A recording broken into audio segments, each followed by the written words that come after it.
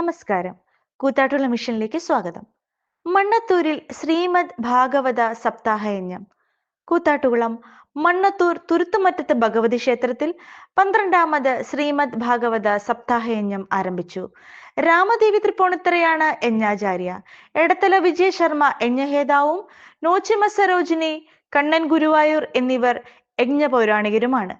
മണ്ണത്തൂർ കോണത്ത് ശ്രീ പഞ്ചദുർഗാദേവി ക്ഷേത്രത്തിൽ നിന്നും താളമേളങ്ങളുടെയും താലപ്പൊലുകളുടെയും അകമ്പടിയോടെ ശ്രീകൃഷ്ണ വിഗ്രഹം യജ്ഞവേദിയിൽ എത്തിച്ചു.